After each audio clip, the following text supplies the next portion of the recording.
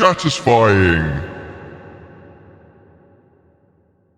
Hello, Mother Funsters, and welcome to Chattisfying episode 15. My name is Mellar. Today, our guest host is the amazing Sukonami. Hello, good to see you. Hope you're all well. I'm actually surprised you didn't mess up the intro this time. Normally, you do. I decided not to do the whole podcast made by us for you kind of. Every single time, it's like, you good? We'll try again. It's fine. We'll fix it in post. And our amazing guest today is Commander Sergeant. Hello. Amazing. Hello. I'm so psyched for this. It's gonna be awesome. Right. So let's jump straight into it, shall we? So let's talk a little bit about you, Sarge. So introduce yourself to our veritable viewers. Alrighty. So I am Commander Sergeant. A lot of you know me as Sarge. For the most part, I am just a Zelda variety streamer, but if you ask Mellar, it's just a Zelda streamer.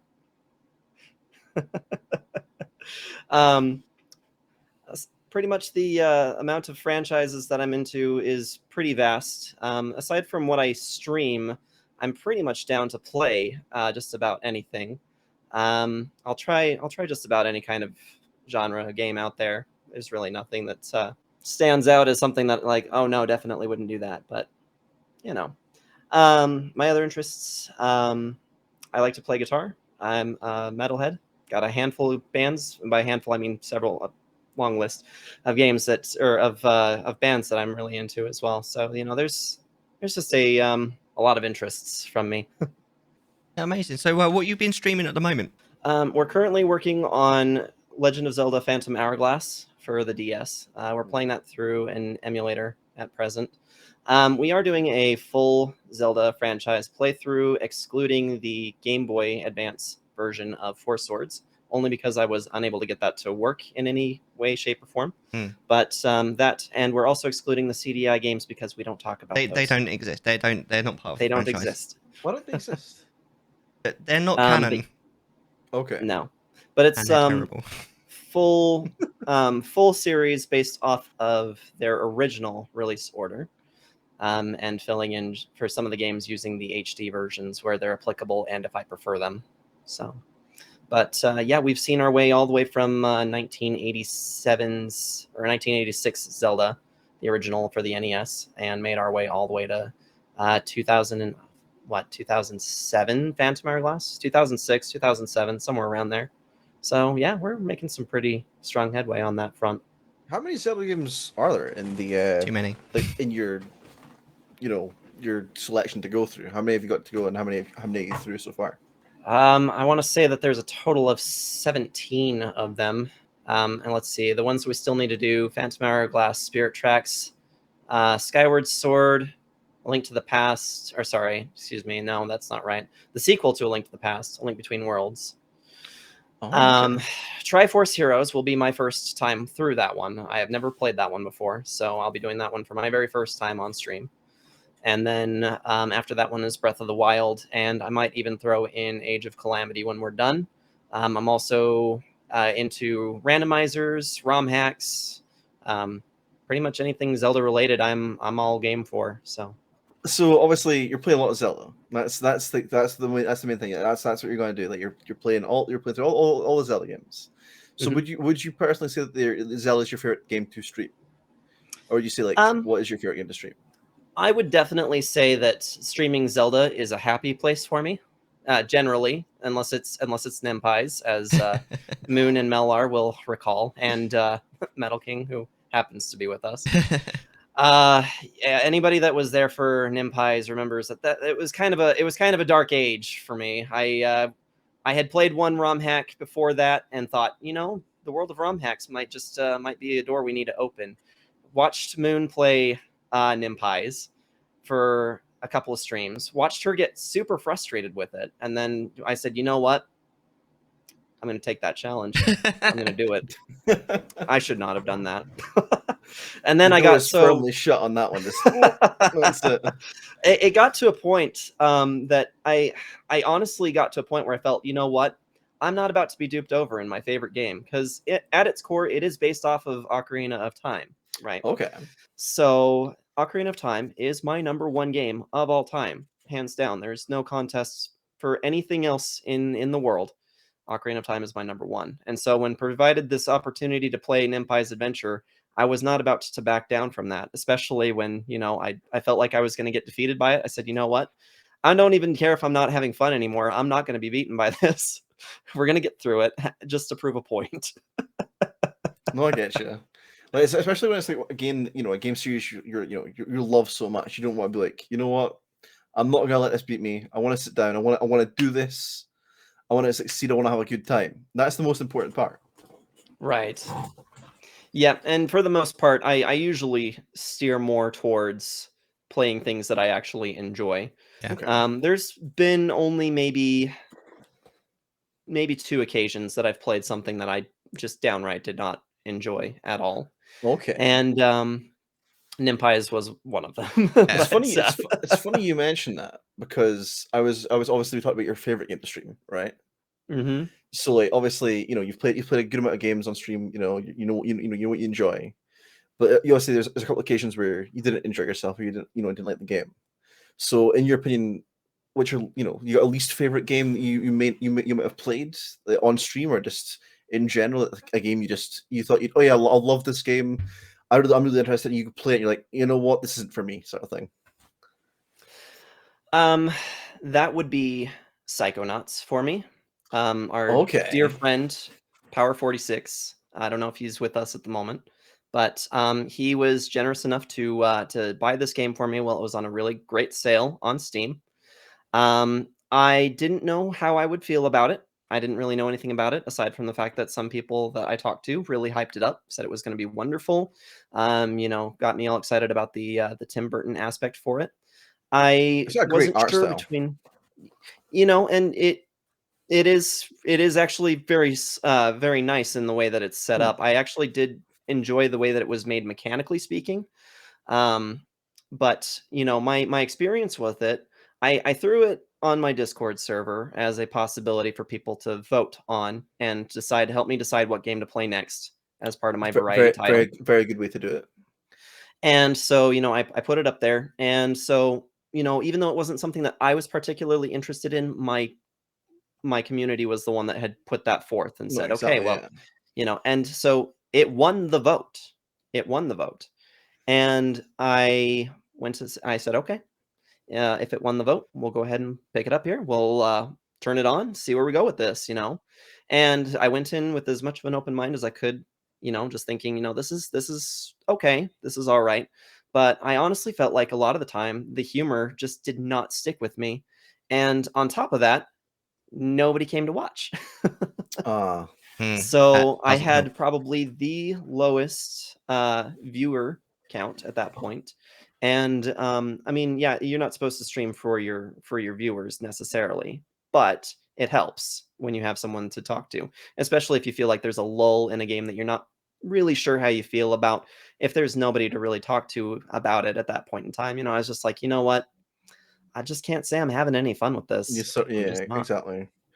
I think it definitely feels going off that sort of thing. It definitely feels like if you're not having a good time with a game, and it's like you turn the chat to sort of talk, oh, how do you feel about this? And there's just no one there. It's kind of like, okay, so I can't talk to anyone there. So it's sort of like you sort of get into a little bit of a lull sort of state, kind of like, oh, Yeah. what do I do, sort of thing. Yeah. You kind of have that question of why am I doing this? Yeah, I mean, I think we've talked about before the sort of the merits of playing a game that you don't really enjoy because chat wants you to play it, and the sort of consensus generally is that you shouldn't, because if the streamer isn't enjoying the game, then it's probably not going to be a very compelling stream, which may be part of the reason why people don't necessarily come to those kind of games, and it can be a bit of a self-fulfilling prophecy as well, because if you're not enjoying it, people leave, and then the numbers go down. That makes it Hmm. worse, A and lot then of you're sitting there Definitely. like, what am I doing with my life? Exactly. It's you one of know. those things. I think it's also like being a streamer and also being a viewer before that, and it's still a viewer, to this day, sort of thing. Of course. I love going on people's streams and sort of just hanging out, and it's one of those things where I think if someone is not enjoying the game, people can click on to that You very, very can quickly. really It's like, tell. okay, it's very, very obvious. Like, what's the what you not Yeah. enjoyed the game, like what's going on, sort of thing. And even like sometimes it can direct people, like, oh, I don't want to be here. Here's this person not enjoyed the game, sort of thing. I'm just gonna sort of go away. And that does happen. But I think it's one of those things where playing games you enjoy is definitely the best route to go through. I absolutely understand it as well. Yes, when it's a game that's a gift, like obviously it was your friend who gifted it to you. You kind of want to play it because they were kind enough to give it to me, sort of thing. Exactly. Yeah. So you sort of feel bad if you don't play this. Oh, I feel bad, sort of thing. Mm. And there's definitely been, like, from personal experience, I definitely know what that's like, where it's the case like you play a game and it's like, why did this person give this to me? I don't like Yeah. this. And so, and since I've been in that one, I've met other people who either they love it or they've hated it, and I have a hard time finding really an in between for it because, I know Mellar's feelings on it is that it was actually a very phenomenal game. He really enjoyed it. I wouldn't Yeah, say it And, was second one, amazing. I did really enjoy it. I thought it was very funny. they But made a second one, didn't they? yeah, I do yeah, want to they play made a that. second one. But, Yeah. and I have a coworker who he actually follows a lot of my advice with games. I talked him into getting Elden Ring, and we both had a really great time with that.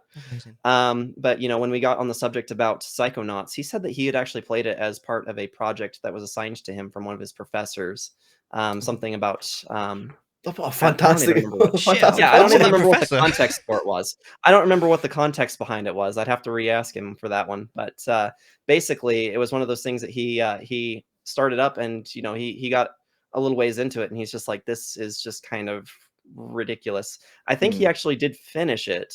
Now that I think about it, but I don't know exactly all the details. But he said that he felt that it was pretty ridiculous, and overall wasn't quite as an enjoyable experience as other games he'd played.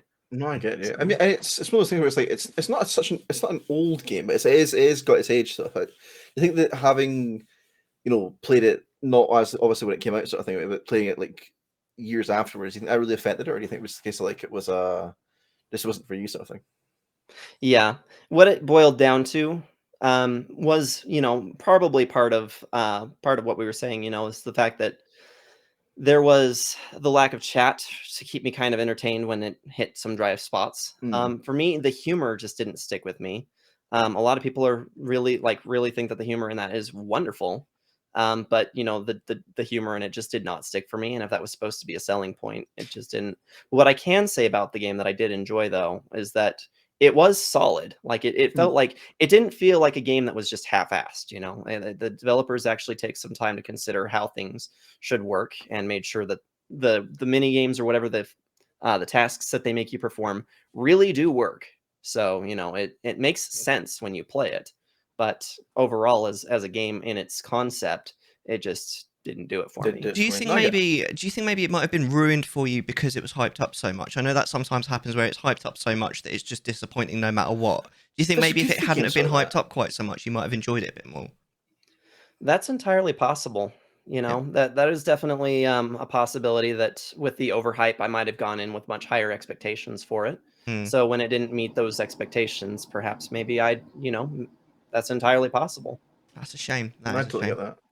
The most of my Psychonauts knowledge is there's an Easter egg in Alice Matters Returns where you see it and I that's mean, it. It's like, okay, cool. if I'm brutally honest, I have actually reviewed it. It's on my YouTube if you Have want to you? watch it. Oh, just a shill. Don't worry. Oh, by the way, I'm actually Just a I'm cheeky little actually- plug there. You're gonna Yeah. for everyone watching it in post, to be a little eye in the description, just right over there. You can Link just in the click on that. description below. So going on from obviously it's a game that you didn't like, sort of thing.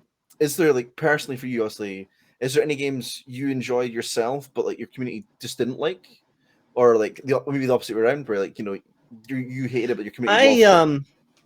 I noticed that about my randomizers actually. I do enjoy playing randomizers. I even enjoy streaming them, but they don't turn out, for much in viewer counts. People aren't flooding into my chat to communicate with me while I'm playing this, you know. But you know what? It doesn't matter. I'm having a good time. So, I think with That's the most important with part. the randomizers, I think we've talked about this before. Is that the problem with randomizers is that the sort of knowledge base going in is absolutely huge because you need to exactly. know a lot about the base game and then some. So you do like sort of your regular viewers are probably like quite a few of them, unless they literally followed you for that, are going to be people that sort of look at randomizers and they have no idea what the fuck is going on.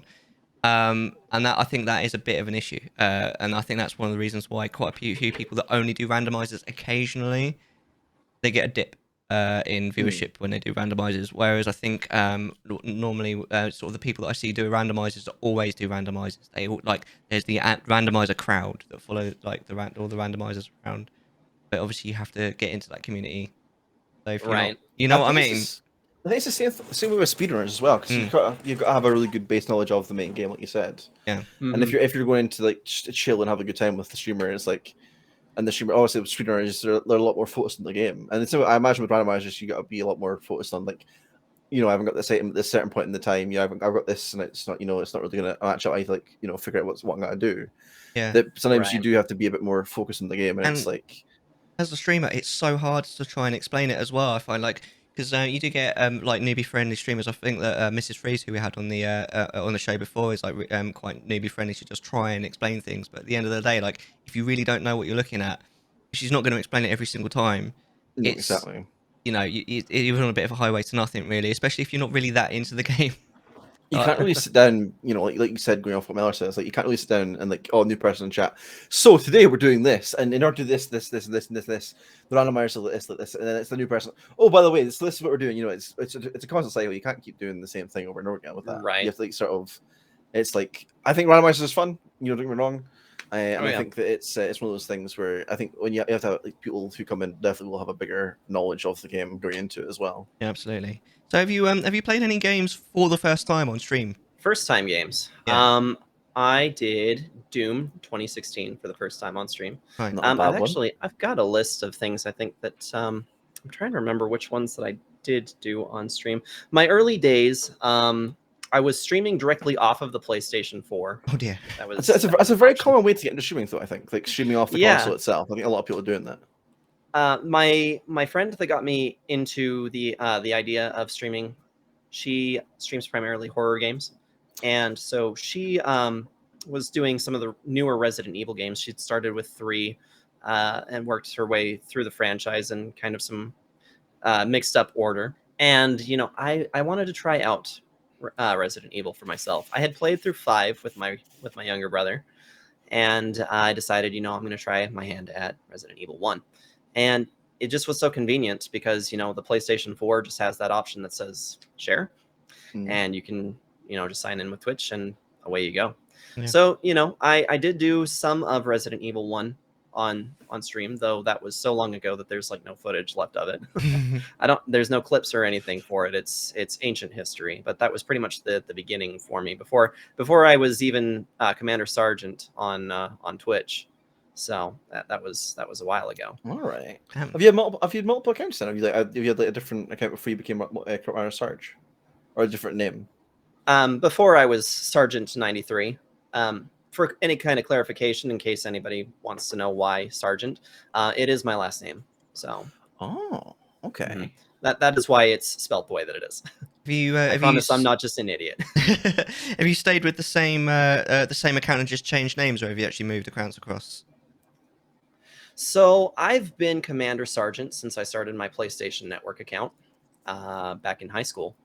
Oh, So wow, okay. the username is not something that I picked out. The story that goes along with that, there was a kid that I was in English class with. And, you know, most of the time, my English classes, I didn't pay any attention. I could ace them pretty easily. I wouldn't have to pay any attention to the teacher. So me and this other kid, we got to be friends because he was, I wouldn't say really delinquent, but he didn't care. And he'd start passing me in the hallways. And, you know, my last name being Sergeant, he would always walk past me in the hallway and he'd go, Commander Sergeant, and give me the 07, you know, and walk off, and I'd, you know, have to tell him at ease. But but you know, after a while, you know, that was the first time that my last name wasn't being used really in a way that was demeaning, because a lot of people would make the joke, oh, if you joined the military, you'd be sergeant, or you'd be private sergeant.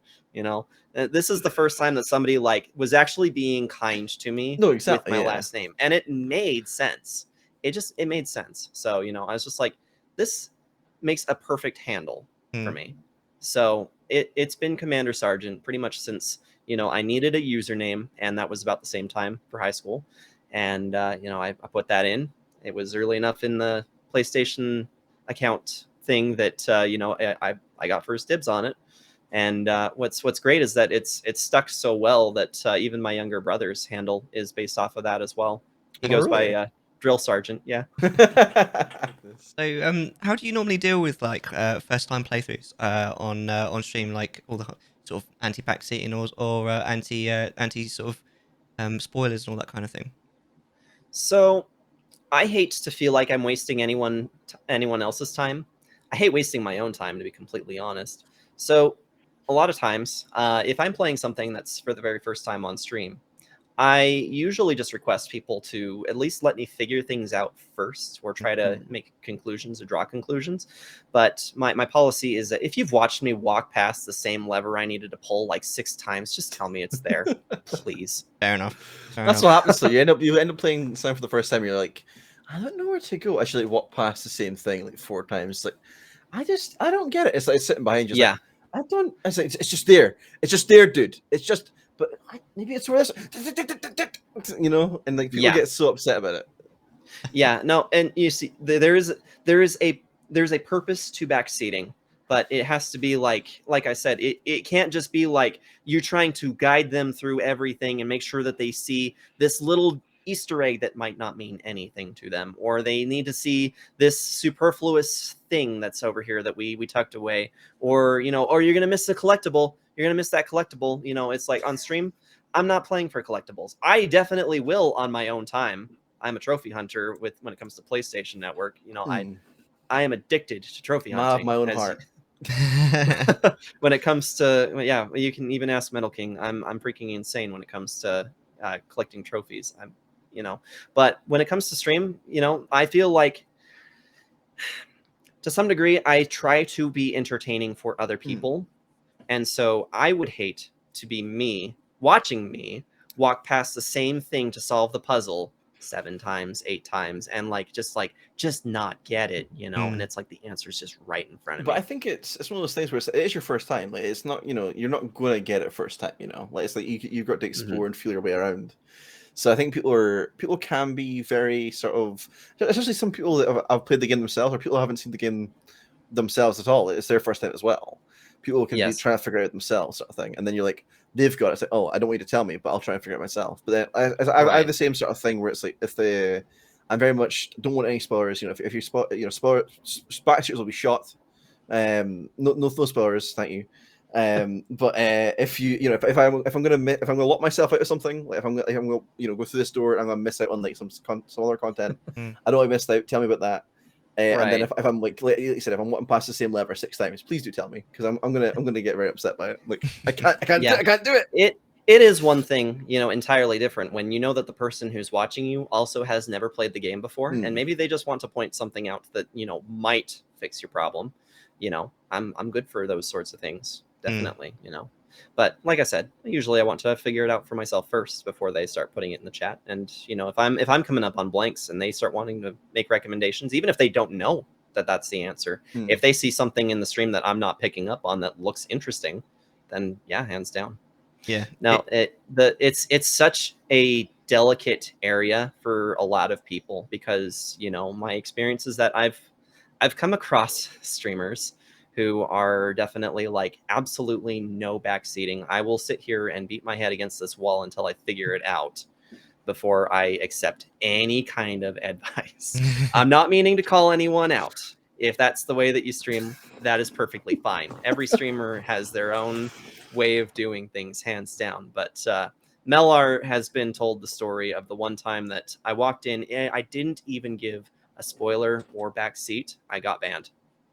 Oh, wow. I came in at just the wrong moment. The streamer had previously said that the next person to say something that could be considered as advice or backseating will be banned. And I happened to come in after she said that. Did you manage to fix things with her, or is it just a case like you're still banned, or? No, I I made an unban repeal, or just a unban request to her, and was just like, hey, I legitimately wasn't trying to be like belligerent or spoil or ruin anything for you in any way, shape, or form. I was hoping to come in and watch Ocarina of Time. I was not trying to be malicious or overstep my bounds in any way, shape, or form. I got unbanned. I went back in the next stream and I, introduced myself formally and, just like, I'm so glad that we can be friends again. I never went back. I was over the story, be like, oh yeah, I got unbanned, and I showed up, and I got banned again. No, I definitely didn't go back in to get banned again. Oh. No, it was what I said wasn't even actually like any kind of advice or anything like that. It was Ocarina of Time. I came in and I could see that where she was at, she needed to go, like her next destination was Goron City after becoming an adult. I could tell just based off of a glance of her inventory where she was in the game. I could see that there was a no backseating policy, and that she was, she had said, "Okay, nobody say anything, nobody say anything." She travels up Death Mountain.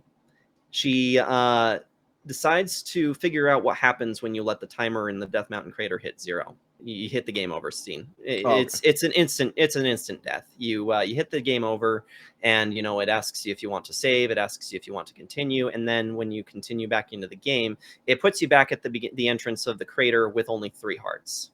And she didn't know that the hearts relate to the amount of time you are allotted in either underwater areas or areas of high intensity heat. And she just starts freaking out. She's just all like, I had a whole minute and a half before, and now they're only giving me like 30 seconds, and I don't even know what's going on here. Why is it only giving me 30 seconds? Why is it only giving me 30 seconds repeatedly? And I'm just like, because it's linked to your health. That's not a spoiler. Yeah, that's just like that explains the question you're asking. Yeah. It's a difficult balance. I was going to mention because we had Mr. Mod for Vert, and he got Danganronpa. Yeah. He got a spoiler on that. Like it really spoiled it for him to the point where he actually stopped his playthrough. He was like, "Well, there's no point now. I know what happens." So it's one of those games where it's like the story is very important. Danganronpa. Yeah, I've never played it myself. It's a mystery game, and you're trying to solve murders. And if someone tells you who the murderer is, you're like, well, there's no point in me doing this. Yeah, literally. So, but then us as mods, we were trying to like prevent that from happening again. But I think we might have become a little bit militant in the process, and we were a bit too strict maybe, and yeah, it got a little bit interesting. But you've got to ride that line. It's so hard, like as a streamer and as mods as well, to know where the line is, and like not to get a little bit too like overprotective of your streamer if you're a mod and all that kind of thing. Because at the end of the day, I mean, it's pretty heartbreaking, isn't it, to have like a whole game just completely ruined for you. I had that a lot during Hollow Knight. I was playing Hollow Knight. Not even like I finished playing Hollow Knight probably like 2 weeks ago, and everyone who come in to play who'd come in to watch Hollow Knight were like, "Have you been here yet? Where are you on the map? Let me look at your map. You've not beaten this boss yet." I'm like, I'm glad that I know that about that boss now. And it's like, oh, and like, have you got to do this? Oh, you forgot that. Oh, have you got to do this? I was like, listen, man. There's a fucking boss. Do you want to play? There's a boss, isn't there, in Sekiro? I won't spoil it just in case, but there's a boss in Sekiro who is like, if you be like, oh, have you fought this person? That is immediately a spoiler because you're like, oh, you fight them? And you just offer fuck, like, shut the fuck up. Exactly. Please. It's the same thing with Dark Souls. The thing about Dark Souls bosses are very much the Dark Souls community. They don't give a fuck. They'll post where you find the boss's name, what the boss looks like, and they're like, "Oh, why do I get a spoiler? Maybe it's because you're doing that."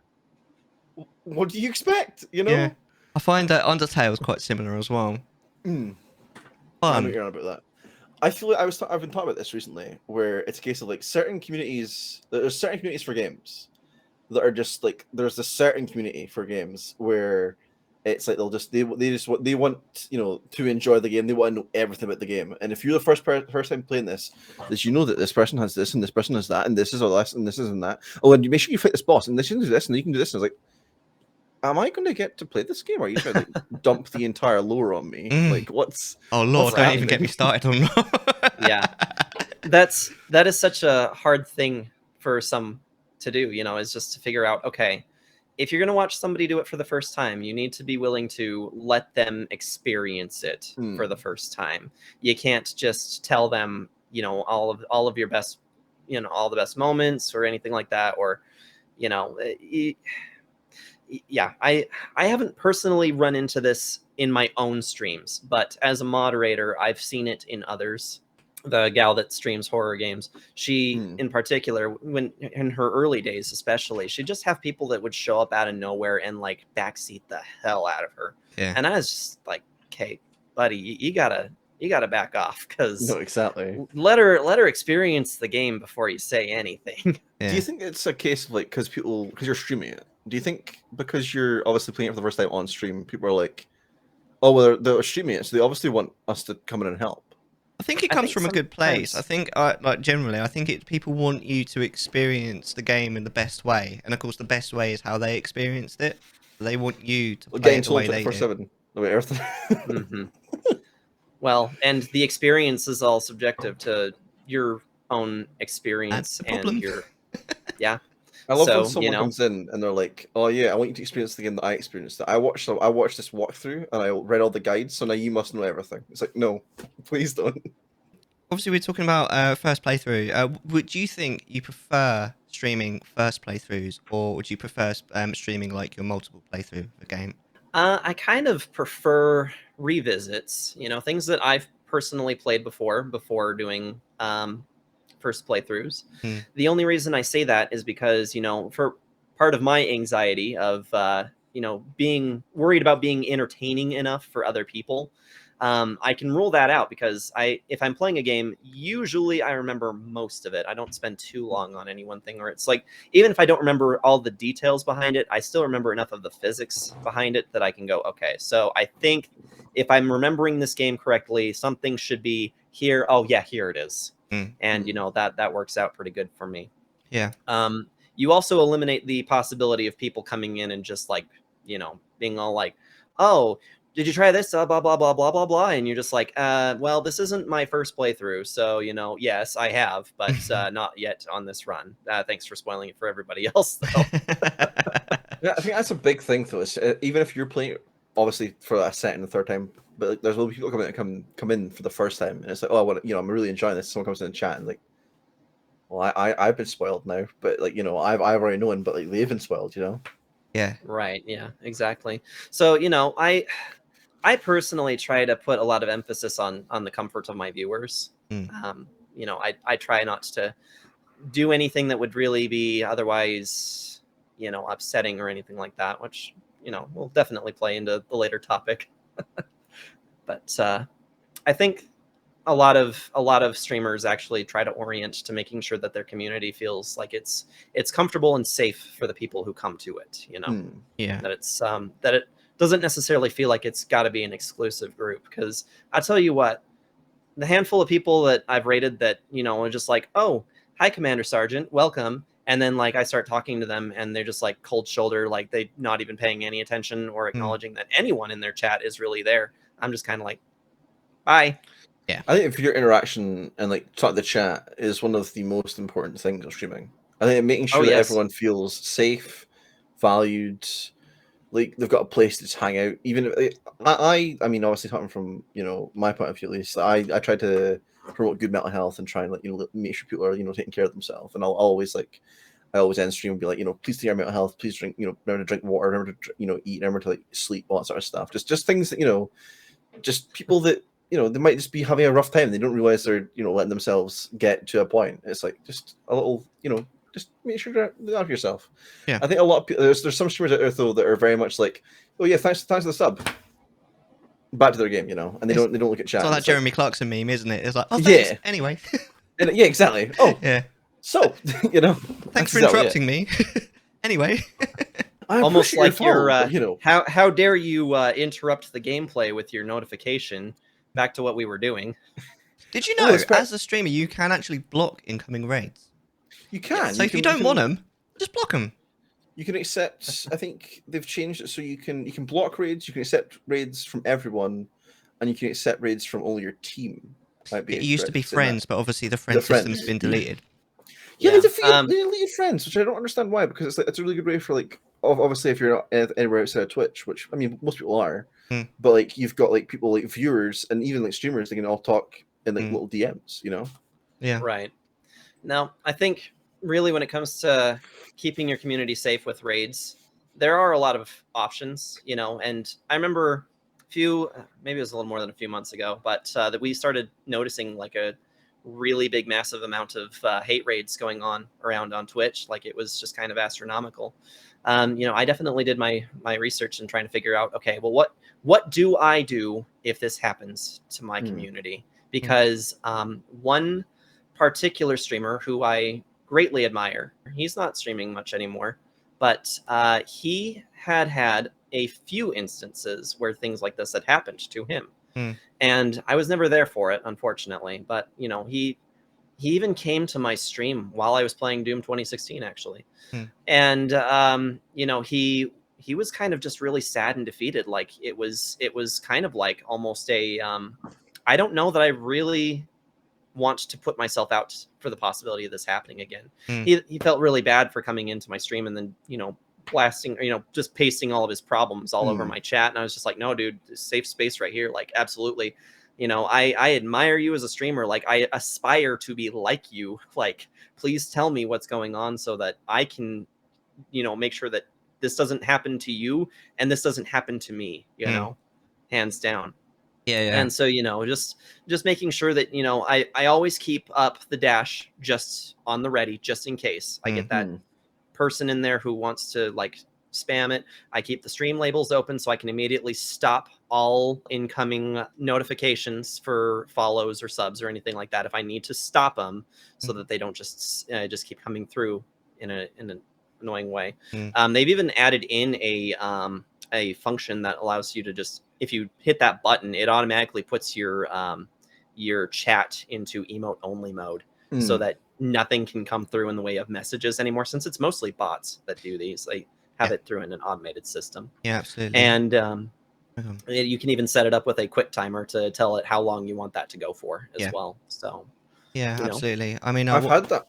Oh, sorry. What I was going to say is because I know I've had a sort of a few pieces of advice surrounding it. A really good thing if you've got a Stream Deck is to make yourself like a panic button, with like a multi-action, that just you know, sets everything. You can block chat, clear chat, turn off alerts and all this kind of thing, and then you can have it so that it waits a certain length of time and then turns everything back on for you. That kind of thing. Just to have like one button, you just like, oh, in it comes, press the button, and then just continue what you're doing. Just ignore it. It's a good idea. And then what Sarge has got there is basically the next best thing if you don't have a Stream Deck is basically to have your the dashboard up so you've got those buttons separately available.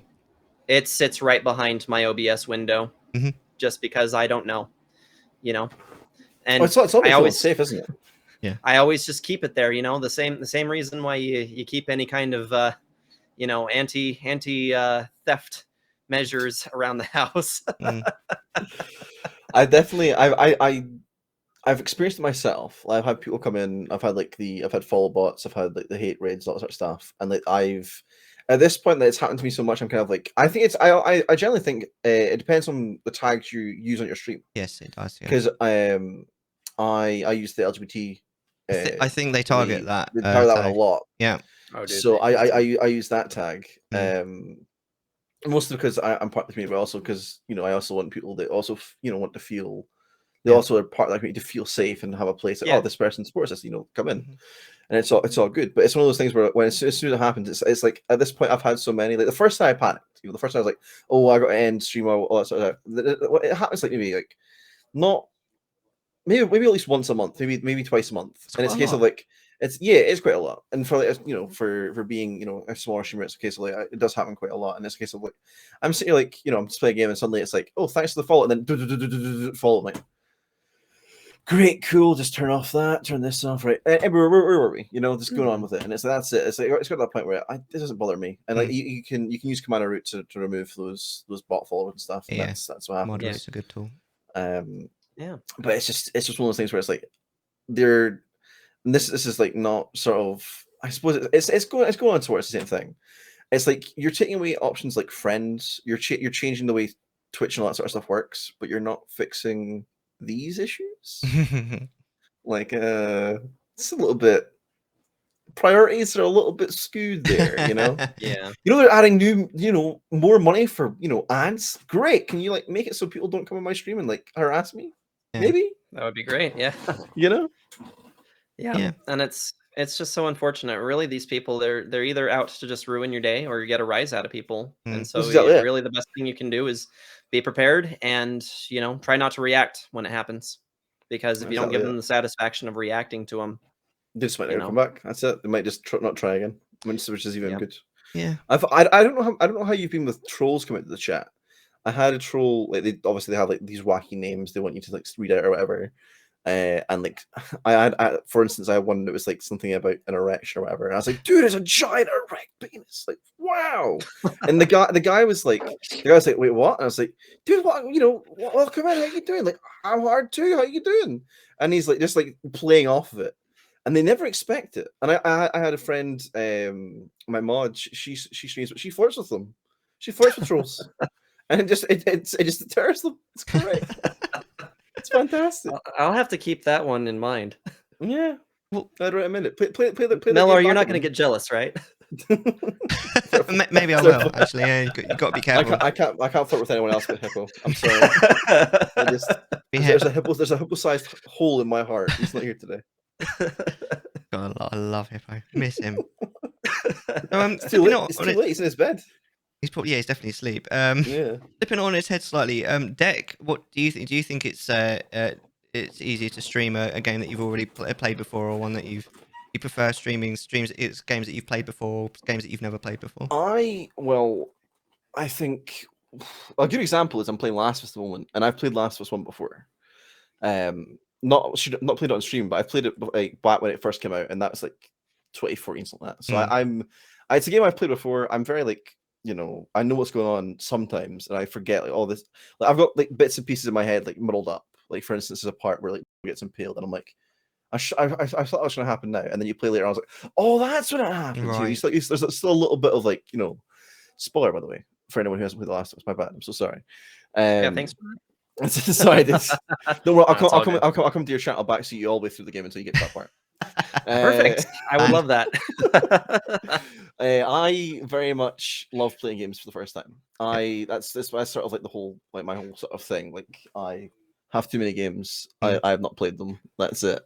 But I think playing a game that you are comfortable with, I think you're playing a game. You've already experienced it once. You know what's going on, so you can sort of you can still play through it and still not remember things as much as you like to. Don't get me wrong, but it's one of those things where like obviously people in chat haven't seen it before, so it's like okay, I can people are still enjoying themselves that way. But you can. I think it's definitely easier to stream games the first time, in my opinion. You think? I think so, yeah, because it's like I like figuring things out, and like I like the interaction with chat in that as well. Like I said, going off what Sarge said, there's a balance between like figuring things out with chat and then go here, do this next thing, like backseating. And I prefer it when it's like, for instance, Danganronpa. Going back to Danganronpa, played Danganronpa. I think it was the very first game I ever streamed on Twitch. Oh wow! Which is funny you mentioned. I was like, oh, look at that. Yeah. And it's a game that I went into it not really knowing anything, and like people would come in. The community's really lovely around that game. Oh, amazing. And it's one of those things where I'm sitting sort of like, I'm not sure this killer could be this, and it's like just talking about the game. And I have a command in my stream where it's like, I think it's we call it the pineapple protocol because that's what we call spoilers, pineapples. Right. Just a little, if I say this word, then it's okay. Right. Like spoil something. Right. A safety word, for instance. Right. And so like, I have a little command that comes up like I often sort of like voice my thoughts and stuff. It's not a question. Rhetorical question. It's sort of like, so this person could be the killer, or it could be this person, or I could be doing this wrong. And then people then find that option and be like, you're right. And it's like, no, I didn't want to know. I'm just voicing out loud. Yeah. But no, I definitely find it. I think because then I kind of know what I'm doing. I think the thing of playing games the first time compared to like replaying them on stream is that you already know what's going to happen. So you're sort of eradicating that little bit where it's like I'm not needing chat's help as much, sort of thing. That's what I don't like about replaying games a bit more. There's a lot of games I still need to replay. That I want to go back and do the Resident Evil 7 at some point. I'll probably hold off until I do some more stuff, but there's a lot of games that I still got through the first time, and I think they'll be really good.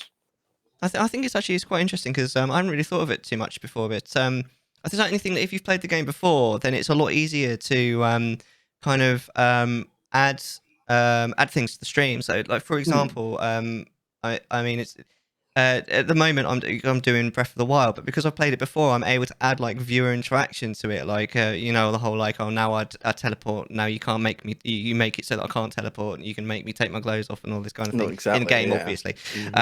What do you mean? And How many points to do it in real life? I wouldn't I wouldn't have been able to do that if I hadn't played the game before. So I think it's a lot easier to sort of add value to a game if you've played it before. But I also think that some people join streams because it's a first playthrough. So That's very true. it is a little bit of like, for me, it's sort of 6 of one, half a dozen of the other. I'm certainly, but I think we'd all be more comfortable playing games that we've played before. But half the fun, I think there is a certain amount of like, the first experience of a game quite often is more fun because you're sharing that experience with others. No, exactly. Good example of that for me was Skyrim. First time I experienced that was on stream, and it was how awesome that experience was like 10 times because I experienced it with you know, with all the amazing community that sort of came about there. But it's I think it's actually quite an interesting question. It's something that I think should probably be thought of a little bit more. But it's nice to be able to add those extra little things. You can't do that on a game that you've never played before. You can't. It's true because like, how are you supposed to know? I can do this. I can do that. You know, I can add this as a pointer word. But it's like maybe you're able to know. Like, I played a little bit more. Like, oh, I can do this. I could then add that halfway through the thing. But you're not getting it from the very start. Yeah, that's well, I mean, it's interesting because I wanted to say, you know, challenge wise, I don't think I would have been brave enough to take on Twilight Princess HD on hero mode, no recovery hearts, map flipped, and offer my viewers the opportunity to enable the Ganondorf amiibo for an additional ×2 damage, ×4 damage, ×4 damage. You could never do that on a game that you've never played before. That's mental. It's mental. Yeah. Yes, it's absolutely. But that's the fun. That's the whole. I think going off what Mellar said about experiencing Skyrim for the very first time, I had one like that, which was original Final Fantasy 7. Nice. We sat down, we played that, and I was like, I think having everyone coming in. The thing is, like, one of those Final Fantasy 7, the original one, is such a vast game and such a big game. Yeah. And iconic. And like you said, there's a lot of people that come in for the first playthrough, and that one was loads of people came in. It was like, why is so many people here? You know, started chatting. And it's one of those things where I think I enjoyed that game 10 times more. Yeah. Going off of like even what Sarge said about, like, you know, Psychonauts, there was no one there to sort of enjoy it with. I think the fact there was more people there to hang it with and the game was there, it made my experience of that game 10 times more enjoyable. Yeah, exactly. Yeah, for sure. All right, well, I want to talk. I feel like I'm excluding Sukonami a little bit with this next question, so I'm really sorry. Right. But we want to talk a little bit about parenting and streaming because I know you've got a little one. I'm a daddy, all right? You're a daddy? No, not a dad. I can't beat the hippo. I can't beat the hippo. So, talk to us a little bit about this. So, how old's your little one? He just turned 2. He just turned 2, and you call him DLC, don't you? Downloadable content. Yes. Amazing. What a fantastic name. That's a fantastic thing. So, how do you like balance the whole like streamer life versus dad life? It can be a challenge, as I'm sure you are well aware. Parenting is a wonderful opportunity, but it can also take away a lot of things as well.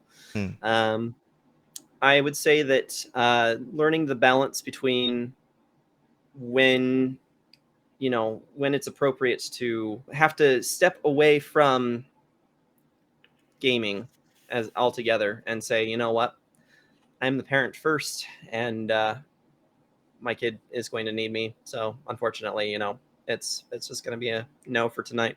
Yeah. I know that a lot of streamers take pride in the fact that they are available most of the time. You know, they're just there for their community at any given moment. Yeah. Whether they're streaming or if they're on Discord or other social media platforms, they're there. And, you know, it's like, as a parent, I personally feel like I will never be able to give that same kind of attention to my community because I don't have that kind of time. I feel fortunate enough to just get 2 streams in a week, yeah, sure, maybe if I were a single man, you know, which that's almost 10 years gone, then maybe I would be on Twitch 24/7 trying to make it big. Who knows, you know? But, you know, as a husband, you know, that already takes in some consideration as well, that, you know, I need to be available for my wife and for my kid. So, you know, if I can give you 3 to 4 hours, and, you know, one of those is one of my weeknight or my weekends, my weekend evenings at a ridiculous time after my kid's already gone to bed, like I'm ready to sacrifice sleep for you guys. I'm not ready to sacrifice parenthood for you guys. Yeah, of course. Yeah, I think that the sort of old adage that has been gone over a million times is as much fun as streaming is, you know, real life always comes first. And when it comes to Exactly. real life, like your kid's pretty much the biggest thing in your life, isn't it? So, Yeah. I mean, the only way that I get it to work is I'd pretty much exclusively only stream after he's gone to bed. Yeah. So I'd stream when he's asleep. The only way that Now, it works for me. on my Tuesday streams, we have an arrangement. So Tuesday nights, Kyo is solely in charge of keeping DLC. Occasionally he'll just sneak down here, but, you know, he's such a well-behaved kid that he's usually content to sit on my lap for at least 15 minutes before he'll start getting wiggly and wants to press all the buttons and turn all the knobs on my guitar amplifier and ooh, what does this do? So, you know, there's a certain amount of it that, you know, I just kind of like, you know, with that's the agreement, is that Tuesday from 4:30 to 7:30 I am not available. Yeah. And that is the exclusive amount of time that I am unavailable for my family. But that's only to say I'm unavailable as long as there's not extenuating circumstances that require me to be available. Yeah, Because of course. obviously, the moment my kid falls down the stairs, or, you know, something happens with the extended family. Okay, guys, I know we've only been into this for like 20 minutes, but love you all. Bye. I'll catch you all when That's I'm the most available. important thing as well. Family comes first. Yeah. It does create a little bit of a sort of balance issue sometimes. 'Cause like it does help when you stream regularly. And when I say regularly, I don't mean like often. I mean just on a regular schedule. Yes. And if you can't keep to that schedule, it doesn't help. But like we were just saying, real life has to come first. At the end of the day, it is only a Exactly. hobby, you know. So if you had like one piece of advice, like you could give like someone who's been streaming for a while, maybe who's just become a parent. Experiment a little bit with what your timetable actually is. If you've got a partner, make sure that you are in constant communication with them about what your, I guess for lack of a better word, what your expectation with your streaming actually is. Because if that's what your expectation is, and they have an entirely different expectation for what they think is acceptable, that's something you're going to need to communicate on. Yeah. Because if it's set in stone and you both feel comfortable saying, I stream this time to this time on these days, and they're good with it, you don't really have anything else to worry about. Yeah. You know, don't be willing to overextend yourself to your community before discussing that with your significant other. Yeah, no, that's brilliant. All right, thank you very much. Have you got any other questions, Deck, or are you good to move on? I think it was pretty like well covered. To be fair, I think we've got a lot of. I have one question, but it doesn't relate to anything we've talked about. Here, go on. I want to know what's is that the Gunblade from behind you from Final Fantasy, one of Final Fantasies, or is I wish. There's a Well, Guardian shield I see. It's There's a Master Sword back there. okay. So that's the smaller one. That's a small The one. one behind it is actually the Fierce Deity sword. Okay. From Majora's Mask. Yep. I was Yeah. looking at the black. I was looking at the back one. I was They like, they are actually bigger than they look. That's not Buster Sword. It can't be a Buster Sword. Let me think. What else could it be? I couldn't figure it out. It's not hard. I couldn't figure it out. Amazing. Right. So Sigma 2 is our topic. The topic, the sort of glib title we've given it is when things get awkward. As what that essentially means is like when chat kind of starts talking about something that makes you as a streamer feel a bit uncomfortable. But specifically, we're not talking about things that are against terms of service, because obviously if it's against terms of service, you can just like time them out, ban them or whatever. We're talking about things that specifically within terms of service but make you feel uncomfortable. And I really get the feeling, because Sarge chose this subject, I really get the feeling that Sarge has got quite a few pearls of wisdom when it comes to this. So we'll let you go first, and we'll give our 2 cents, and then we'll have a sort of three-way discussion about it. afterwards. Oh So, my. Sarge, what's your 2 cents on Aha, I this? see what you did there. You know, when it comes to those moments in the stream that things get kind of awkward, you know, I sometimes have to stop myself and like really wonder for a minute. Okay, am I okay if I let this keep going? Mm, Maybe it'll fizzle out on its own, or you know, do I say something? Because you know, it can be so hard, so difficult sometimes to know where to draw that line, you yeah. know, on where you want things. And me personally, I have toyed with the idea a little bit of adding the 18 plus label to my own channel. I Mm, haven't wanted to, not necessarily because I'm not, you know, because I want to stay completely family friendly, or because you know oh, you know, there are kids that are watching me, but you know, I do have some family members that have kids that sometimes do watch me. mm, And you know, sometimes I try to keep things just a little bit more appropriate, just to make sure that they would feel comfortable yeah. in being a part of the conversation as well. Mm, So you know, it can sometimes be difficult because sometimes things come up that I'm not necessarily against talking to people about, but what I can say is that I'm not comfortable talking about these things with people that I know would be uncomfortable with these things. And that can be a little bit of a difficult thing.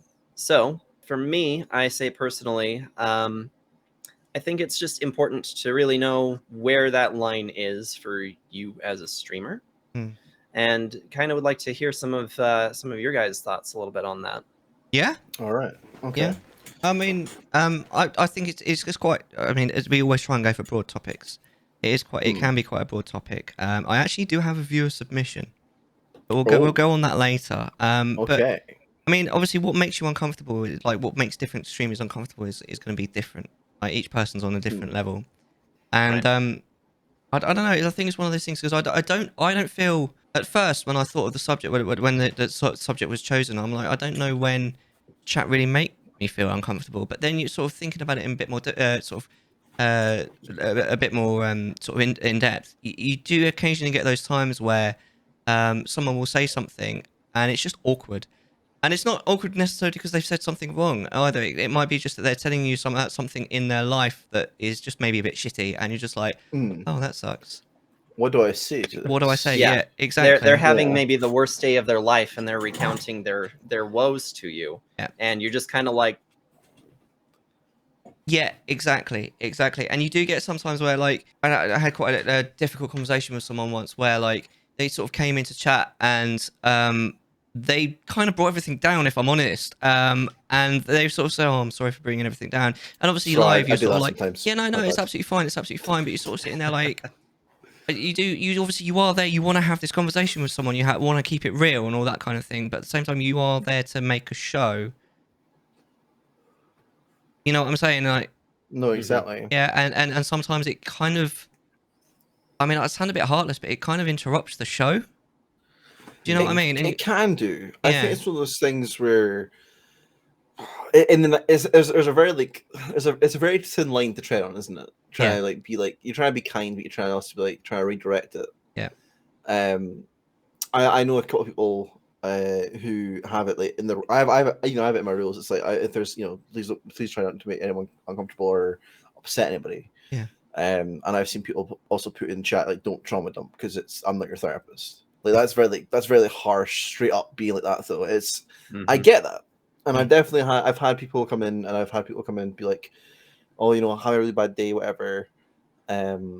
Talk about you know maybe their dog's died sort of thing. It's like here like I tried you try to relate to them mm, and yeah, try of to you course. know try to console is that the word that's what I'm looking for? Yeah, that's the one. You want to try and like console them and try and support them through it, but at the same time you're also like if you're not familiar with their circumstances or you're not able to sort of really relate to it in a reasonable fashion. I recently added a especially there's certain things that like there's certain things on Twitch, you know, or in general, if someone's feeling like really down and they seem very like want to unalive themselves, let's say. Mm, Um, I've added a couple different commands that sort of there's one where it's like if you want help, you know, I've got you know hotlines for like certain thing, you know, hotlines for like certain places in the world, and also a website that'll show you, your best hotline for where you live, sort of thing. Mm. So it sort of gives you the option, like, I'm not a professional, I can't help you as much as I want to, and I am here to listen to you. Mm. Don't get me wrong. I also sort of try to persuade them to, if you do want to talk about this sort of thing, like, my DMs are always open. You can talk to me off stream. Mm. Like, this is probably, I understand that, you want to tell someone, but, this is also a public space, and I don't want you to feel like you're putting everything out there for other people to, pick at as well, for your own safety, as well as, is that someone might come in and be like, haha, what are you doing? What are you talking about that for? And it's like, you don't want that happening. You want someone to be there, sincerely. You want people to want to feel safe. And I appreciate people coming in, like, talk to me about it, because, like, they feel comfortable enough and safe enough to come in and do it. But it's like, I will try and redirect them to, let's talk about this in DMs, let's talk about this privately, sort of thing. And if it's something I can't deal with, or, like, can't help you with, then there are professional avenues to go through. And I guess I've got that command where it brings up hotlines for, I think it's America, the UK, Australia, and there's a website that says underneath it, like, this is where you can find, like, your the hotline that's closest to you or whatever. So it's definitely a better way of doing That's a it. good idea. Yeah, that's a fantastic idea. Honestly, It's kind of interesting that you bring that up. I haven't seen this guy around in a while, but I used to have a regular that would show up, and he just had, like, a saga of terrible, terrible things that would just be like, almost every week you'd almost have to wonder, like, is this, like, even humanly possible that somebody would have so many misfortunes all the time? But he strangely had a really good way of kind of dealing with that. I don't really know. It wasn't like he was coming at me like a cry for help, but just kind of like this is the next shitty thing that happened on the list. The car that I just bought and have had for less than a week got totaled, and then my house burned down, and this or that, and then my father passed away, and my mother passed away, like, within weeks of each other. And it's just like, my gosh, dude, like, are you okay? Because like, you can talk to me, and this is definitely a safe environment for it, but also, like, you have to wonder, like, is he trying to pull sympathy from somewhere that Is he trying to, like, is trying to this come actually from? happening? Is this sort of like, I've there's definitely people who I've seen come in, and it's like, they say something, and it's like, oh, they want to see how you react to it, and they're like, oh yeah, and this happens, sort of thing, and I just need, someone to talk to, sort of that. And you try and offer Exactly. kindness, but they just want the attention, really. And it's like, how do you differentiate someone who actually needs your attention and someone who's just like, I just want someone to talk to, Yeah. And what's interesting is that, this guy, he was really cool. He actually had, like, a very interesting, tragic backstory of, in his life. But he came to the chat one day and was just really sincere in tone about things, and said, what, Sarge, I'm so grateful that I encountered you, because on the day that I stopped in on your stream, I had all but given up. And whatever conversation, I don't even remember the conversation we had that particular day when he showed up. But apparently, something that I had said in that stream made him feel like there was something still worth going on for, And last I heard, he had just recently gotten married to a really sweet girl, and they had been moving around. He was making it quite successfully with Microsoft, actually. And so, like, and they were going to have a baby. That was the last thing I've heard from him. I hope everything is going great for him. And if he happens to stumble on this video, like, if you're still doing great, I would love to hear from you. But it was definitely one of those grounds where I had to wonder sometimes, am I just being punked by this, or is this all legit? Yeah. And I feel bad, because as a streamer, sometimes you act so guarded, because you never know what's gonna come through that chat at you. Well, exactly. That's exactly it, isn't it? My streamer friend that got me into this, I talked about her previously. She had somebody that was a little on the spectrum. You could tell just based off of interactions that they were on the spectrum. And they were an honest part of the community for quite a long time.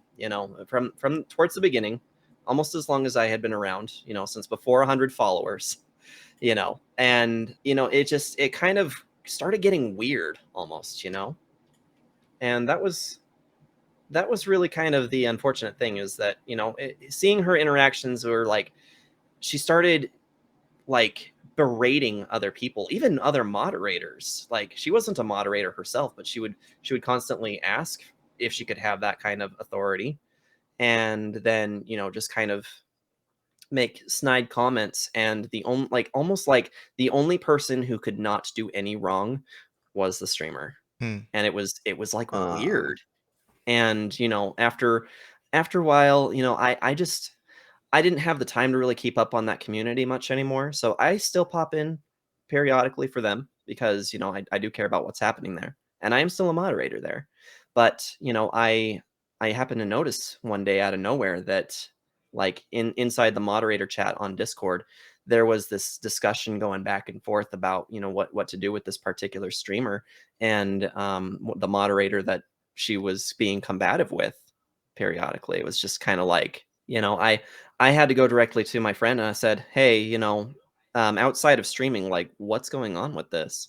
You know, and she says, you know, this got to be a lot more involved than it was supposed to, and making a lot of people uncomfortable. And unfortunately, we couldn't abide her company anymore. And that's a very unfortunate thing. And it's just so weird, because, you know, you have people who hang out for so long that it's almost more difficult to just let them go. address it, you know, because you're like, you've proved to yourself, to prove to all of us before, that you were completely capable of being a genuine good piece of this community, you know, but here you are making all of these decisions that have us, you know, kind of questioning, like, do we continue to involve you or what, you know?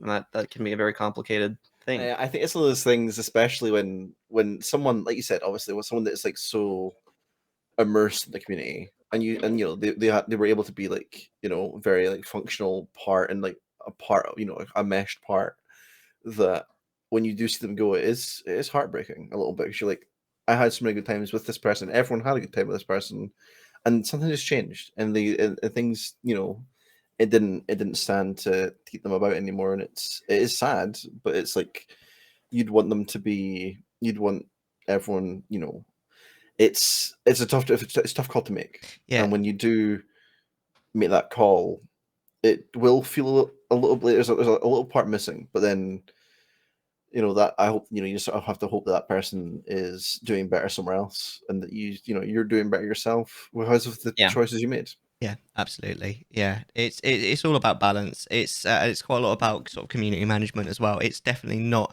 an easy answer the questions to answer on that particular sort of subject. But I suppose you got to sort of go with your heart, I suppose, and sort of thinking it through. I think when you're live, the best thing is like you guys said, is sort of like, okay, well, let's talk about it in DMs then, kind of thing, and then you can sort of move it away from you know, the public chat, and take it to a more private forum where it's maybe not interrupting the show quite so much.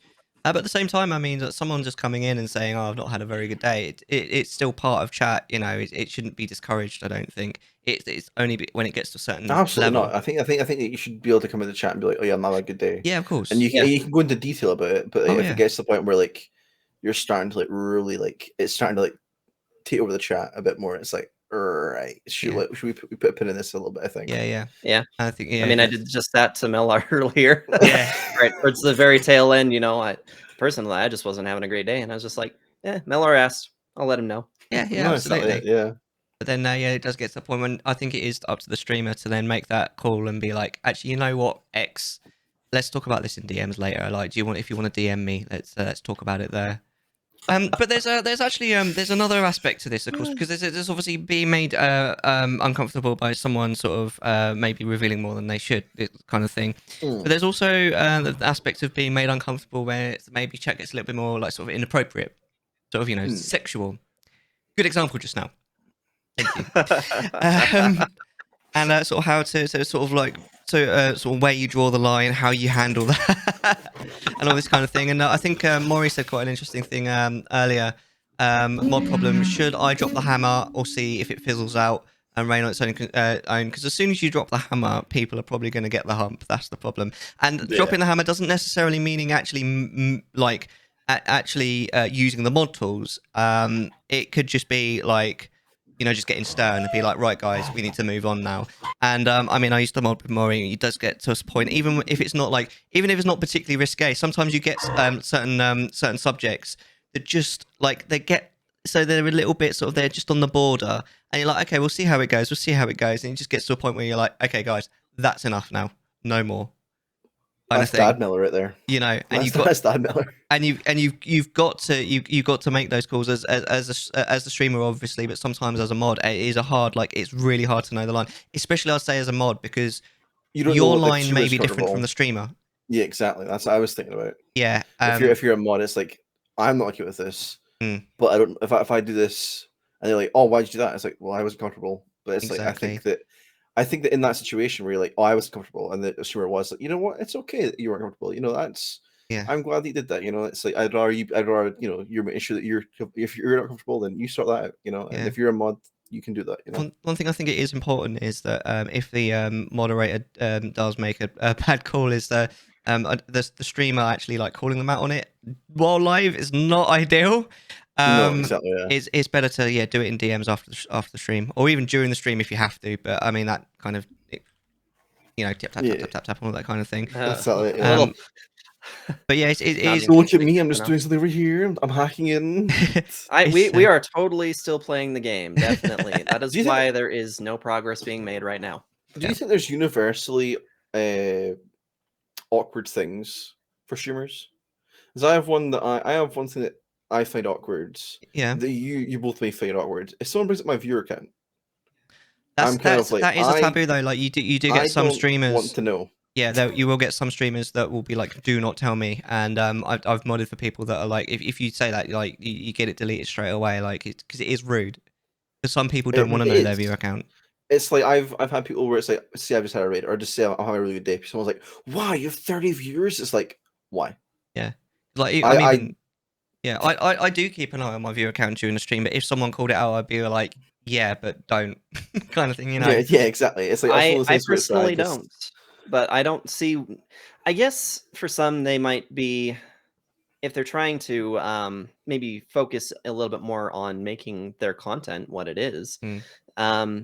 I know for some that the viewer count can be a temptation almost, like almost a point of anxiety, because if the idea is to try and get that number to go up as much as possible, you don't want to know where it's at, because when it goes back down again, because people that came in with the raid, you don't know how many you actually had. Yeah. And so the only way to know how many you actually had at any given time was maybe during the stream when you're looking at your streamer stats, if it's displayed on your dashboard, your metrics, or your email summary after it comes through, when you say, "Hey, here's your stream summary," and you get that breakdown and you can see where your averages were at, if people were coming or going, and so being reminded of that in the middle of a stream, I suppose, can be a little off-putting. Yeah, I mean, a lot of people don't want to see it, and that's why you can hide it. So at the end of the day, I mean, the Twitch very kindly provided tools where you can hide the viewer account for a damn good reason.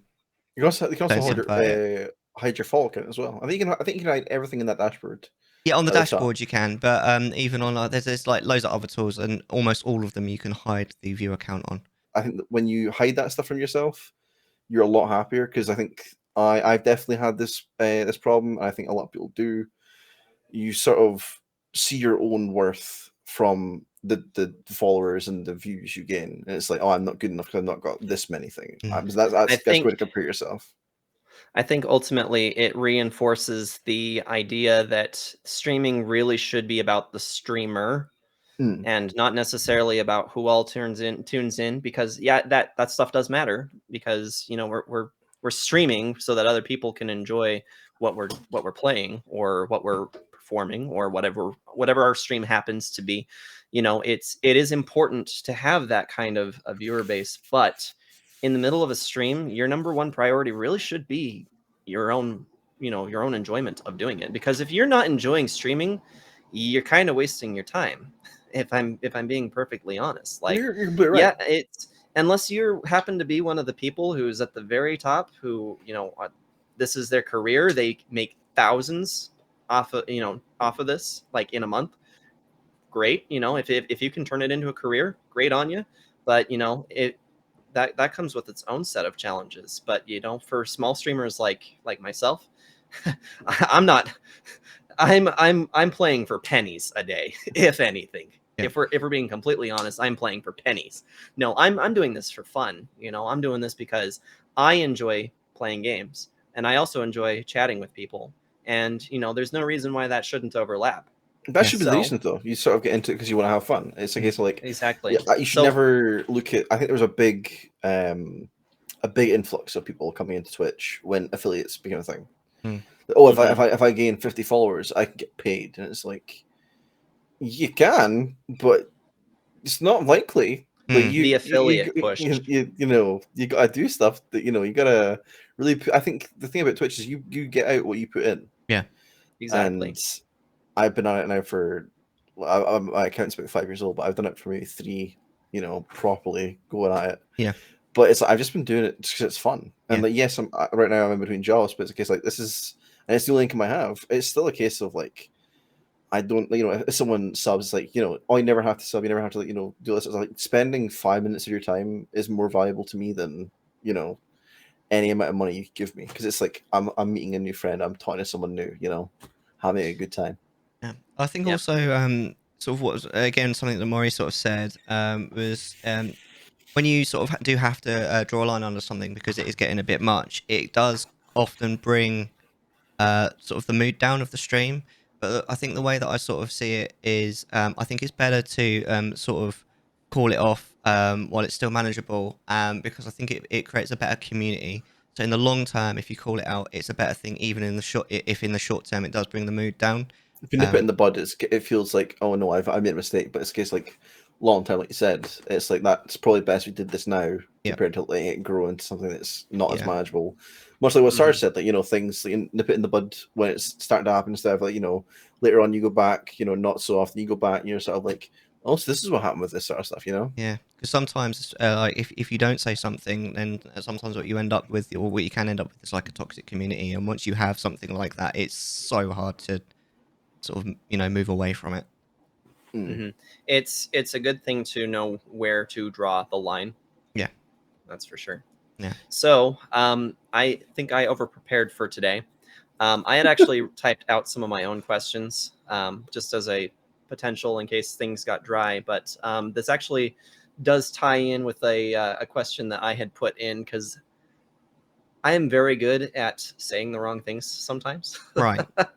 So my question for you guys, have you ever noticed you yourself cross the line or put yourself in an awkward situation? Absolutely. I say something. I don't know if anyone else does this as a streamer. I do this all the time. And this is probably there's a flow to streaming. There's a flow. Like when you get into streaming, you find that flow. You sort of go with it. The adrenaline car issue, whatever. And suddenly it's been 5 hours. You're like, well, I guess I have to stop streaming now. That's it. Yeah. But what I say between the start of the stream and at the end of the stream, I cannot tell you what I said. I streamed today. I can't tell you anything I spoke about. I know that I spoke about something. But there's certain things that I'll remember, like, I probably, and I've had to message people, like, something personal's come up, and I've said something, and then someone said something on top of that, and I'm like, no sort of thing, just sort of, not a sort of bite back a little bit. And it's only, it only really happens maybe once or twice, or ever happened once or twice, I should say. But you sort of do this, and it's like, why did I do that sort of thing? Like, I get it was like one of those things, and then you go and talk to them in DMs. And I've had a message before where it's like, I didn't mean to cross the line sort of thing. It's like, and you have to sort of reassure them that you didn't. I just generally didn't take it as well. I should have taken it, It was sort of highlighted me a little bit, and I sort of wasn't prepared to deal with that, and I sort of said it and didn't mean to, Or even mentioning, I think certain. I'm a big person for humor. I like humor. Yeah. I think if you draw in the wrong thing, it can be not so good. You could have a very crickets, or chirping. It's like, oh, I shouldn't have said that. but That's it does even happen. harder to gauge because you can't hear what other people are actually thinking or saying. No, exactly. Because it's just you on the other side of this headset, and all you hear is whatever you're streaming. Yeah. It's just like, oh, it's like, So oh, you just it's kind of you, like it's you put that bombshell there and wait for people to say something in the chat. no, exactly. You say something, and suddenly it's like, chat's just dead. It's like, so anyway, I had this pizza last night. And it's just like, just go off it. That's it. Yeah. Oh, So yeah, and it's really an unfortunate thing, but I kind of get what you mean about that flow. You kind of get into a groove where you almost agree with almost anything that gets said for a Yes. minute until you kind of process what's happening, and you're like, no, wait a minute. Yes. no, yeah. Or you read something. I like to. I'm very much like I'll read every message in that chat if I can. Like as soon as like say I'm like busy with the game and we get a pausable section. I pause it, we scroll back up, we read every single message, and I find myself rereading certain messages. But if you read a message wrong by mistake, and you sort of take it in wrong, you sort of like read it and you think something else is happening, and they're like, what are you on about? I'm like, oh, never mind, I've read this. I've missed something here, sort of thing. Yeah. So Yeah. that's definitely something that happens as well. You find that it ever gets to that point with you, Mellar? You ever say something you shouldn't? I can't think of anything off the top of my head. Sometimes I do, like, I'll give my opinion on something, and then I sort of think afterwards. That's the biggest mistake. Oh yeah, exactly. And then I'm like, oh, someone probably unfollowed me because of that. And I'm just like, it's my opinion. It's all good. I find that speaking truthfully about what's going on with you, if you thought about your emotions, your feelings, Yeah. your opinion, people don't like it. Yeah, People don't like that. Yeah, no, exactly. So, but I don't know. I never really. I do. I think the thing that sort of frustrates me the most is missing a message, but that's not really on the edict of this conversation. So, No, I get you. yeah, no, I'm sure I do. But I never really like. The only thing I think one sort of building on something that you said just now, Deck, is Call me Dick. there you go. There's one. I think I wouldn't exactly call myself a people pleaser, but I think in the moment of a conversation, I don't like arguments and stuff. So quite often I will just agree with someone, even if I don't Just for the sake of necessarily. Yeah, even if I don't necessarily actually agree with them. But then obviously it looks from an outside perspective like you actually agree with them, obviously, because you're there on record saying that you agree with them, and sometimes that can it does sort of get you in hot water, and you're just like, like Mal, you just speak your mind, but in the moment you don't think of it that way. You're literally like you're totally with that person because you're having that interaction, you're having that connection with them, and then you sort of sitting there afterwards, sort of thinking, why did I say that? Like I didn't mean it. I don't believe that. I don't believe that at all. Or more often than not, it's more I only half believe that. In actual fact, there's a lot more context and there's a lot more sort of subtlety to what I've said, and I've made it sound a lot more sort of simple than actually it is. Conflict avoidance, that's the word that I was looking for. Yeah, I think I do it maybe just a bit too much, and I don't know whether it's ever like gotten me in direct hot water, but it may have like lost me some like support in the past. It's not ideal, and you do, because I do watch my some of my VODs sometimes, and every now and then you do watch it, and I'm like, oh Mellar, why the it's a good thing to do, though. Just stop. Don't say anymore. Just please. That's just it. stop. It's like, but yeah. It's like no. Oh no. And it's like, yeah. I definitely think it's. I've definitely going back to like making things awkward. I've made things awkward before. So obviously, like not only people come in and chat and sort of kind of like trauma dump me a little bit, like whilst people are here to talk to you and sort of talk to watch this game, whatever. You could be talking about something that's going on in your life, and it's like it's a little bit like trauma dumping, and you're sort of things aren't going particularly well, and you're sort of talking about it. And I feel like it's kind of difficult getting away from that as well. Like trying to get away from like a situation where someone's like coming in and talking about something, something bad going on with them. Yeah. When you're the one that's talking about it, you're like, now I need to stop and like move on. But then you sort of like remember something else, like, oh, on top of this, and like, no, I need to move on. This is that we've tried this out enough. Yeah, sort of thing. yeah. I think as a streamer, I think a lot. You do sort of you go into your life, don't you? You sort of say, oh, this was what happened. There is a sort of there's a line to be drawn where you say, like, you sort of give the facts, isn't it? And you say, right, this is what happened, and then you can sort of go, well, it wasn't ideal. I didn't like it. Move on. instead No, of exactly, yeah, yeah. like you say, sort of trauma dumping and sort of going into lots and lots of like minute detail and all that kind of thing. And he didn't call me back. But there is one other aspect of this that I have to admit, even I didn't think of. So we've had for the first time on Chattisfying, we've had a viewer submission. This is episode 15, and basically the way this came about is I was chatting to Navelo recently, and Navelo is actually I he's been on recognise the that show name. before. Yeah, he was our first guest. He was Okay, yeah. episode 1, and he submitted a question that he quite often gets that makes him feel uncomfortable because he plays a lot of multiplayer games, you know, like COD and Apex and this kind of thing. And people come in, oh, can we play together? And that can be quite a difficult conversation, can't it? Especially if because obviously the answer is quite often no. No. Yeah. You know, he's like, I'm sorry, I'm playing on my own at the moment. Maybe another time, this kind of thing, and that can be quite a difficult conversation to have, can't it? I think building off of that as well, it's like, can I be in VC with you? It's like, no. Yeah. Like, no. We can play together, but I'm not talking to you. Like, Yeah. not that I don't want to talk to you, but I don't know what you're gonna say. Yeah. Like, I don't know what you could say on Yeah. stream, and that could just. I think do sometimes something people legitimately have good intentions. You know, they are interested in trying to find people to play with. I don't think Twitch is necessarily the place to necessarily do that. But you know, I think that for some people, it really genuinely does come from a good place, and it is a potential possible place to meet new people who will play this with you. I think the better approach to it is to build some rapport with the streamer first, get to know them through what they stream, what they do, and then, you know, after you've gained some amount of trust within their community, that's when it would be appropriate to say, hey, would it be all right with you if maybe, you know, we do this together on one stream, or, you know, something along those lines, once you're at a point where that would be a comfortable thing to have that discussion about.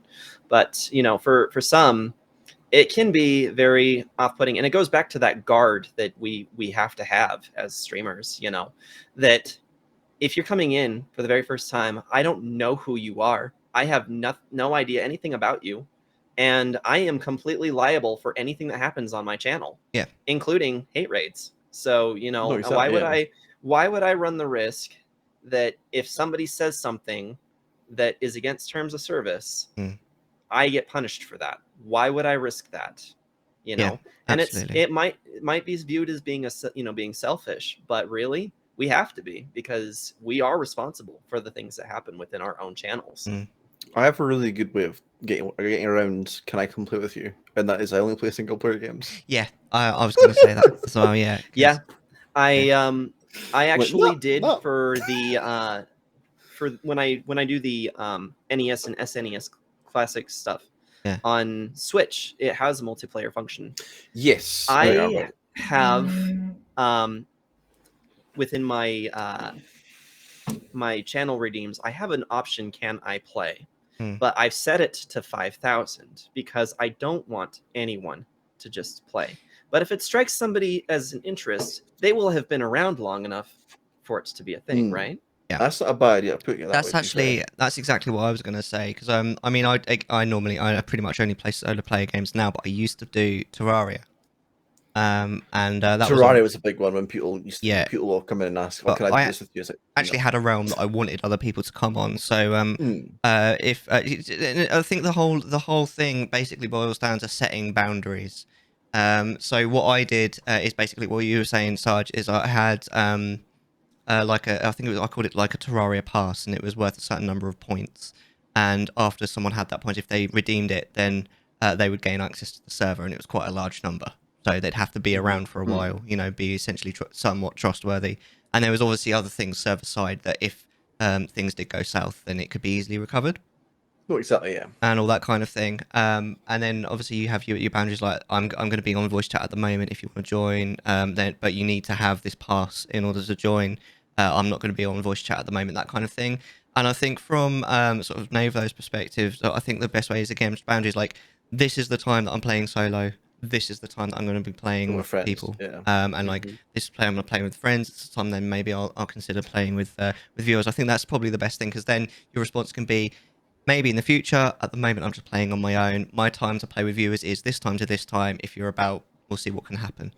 Do you think that when you tell people, "I'm not going to play with you," they just leave? Do you think that happens? Yeah.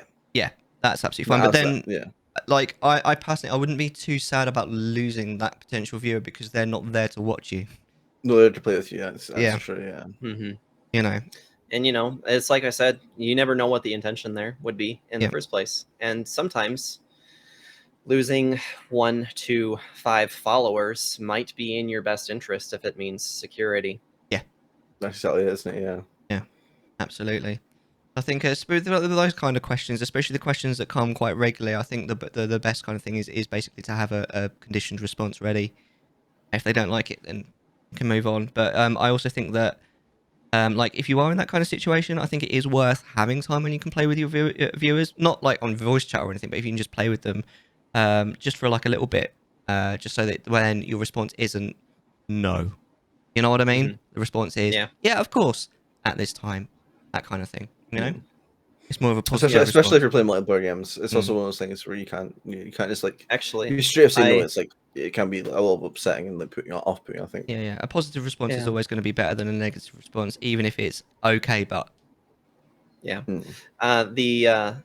The streamer gal does the horror games. I think that how she gets people involved that come in looking to play, she actually does have some sessions that they will specifically just on Discord. Yeah. That they'll start a That's a good way of group doing it as call well, good way of on doing it, yeah. Discord and play external to streams, so that nothing, if something that would be outside of Twitch's terms of service happens, it's not like you It's the just way of the world that broadcasted way. that to Yeah, the rest of the exactly. world. So it's just it's a confined group of you and whoever else happens to be in there. And if at any point they're just like, you're kind of not okay, you could just boot them, and it's not that big of a deal.